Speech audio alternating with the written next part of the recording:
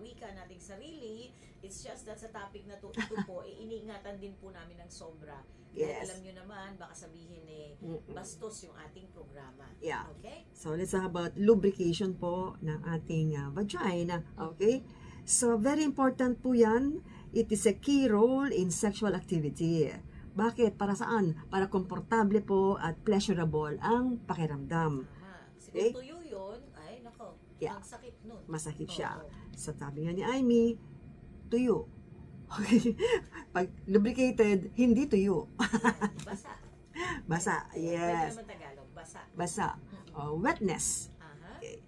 Again, so pag may wetness po o moistening po ng vagina o ng vulva, mababawasan yung tinatawag ng friction.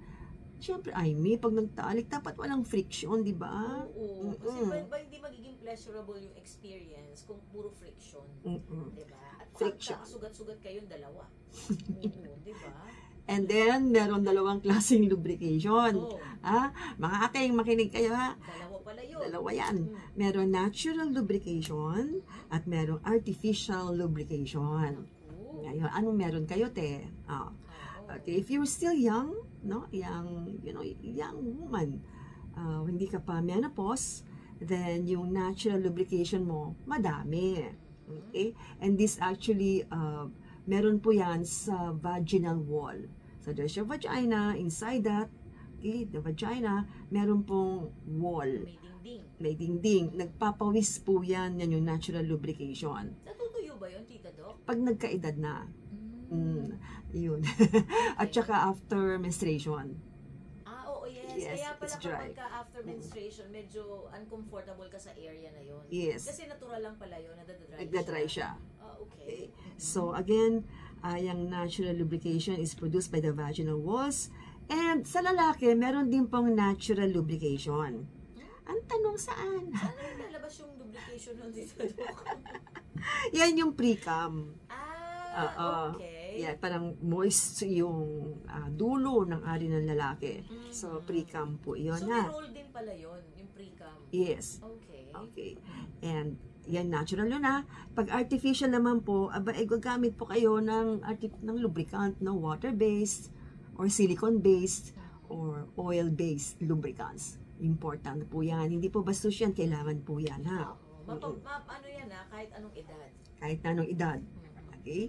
Sabi nila, kailangan ba yun ng mas bata-bata? Opo, kasi minsan ang mga babaeng, you know, the birth control pills can make you dry. Kahit bata, Tita Doc? Yes, birth control pills di ba sila yung umiinom ng pills? Yes, oo. It can make them dry. And for those who make love, ate, nagme-make love ka, tapos na menstruation mo, tuyo po yan, ha? So, you can use lubricant. So, hindi pala magandang panahon na mag-make love kayo kapag right after ng menstruation. So, papalipas ka pa ng ilang araw. Para may natural lubrication siya. Yung mga husband, ayaw naman tumigil. Katatapos lang, wala ka ng mens, make love na tayo, sabi ni Kuya. Nila yung araw na yun na wala ng mens. Diba? Tuyo yun, Kuya. So, tumigil ka. So, hindi, kasi yan ako first time ko yan nalaman. Pero napansin ko din talaga sa sarili ko na right after menstruation, parang uncomfortable ka doon sa area because syempre, pag tuyo siya, syempre, parang minsan may itchiness yun. Kasi na, tuyo. It's dry.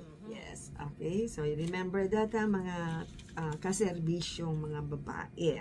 Now, yung mga lalaki na banggit natin kanina, meron din po kayong ganun, ano? Anyway, pag sinabi natin vaginal lubrication, saan yun ulit sa babae? Sa vaginal wall at saka sa cervix, sa kwelyo ng matres. So, sa kaloob-looban pala talaga, no? Oo. Especially kung fertile ka, te. Fertile po kayo, ha? Yung pong lubricant ay madami pag fertile. Yan yung parang malauhog o mala white egg. Marami siya. Madulas talaga siya. Kasi fertile ka, te. Okay? So, extra lubrication po yon. How nice, ano? Talagang ang galing ng paggawa sa atin, no? Yeah. And of course, yung cervical mucus nga sinasabi ay natural lubricant po yan na nandun nga sa kwelyo ng matres. Okay?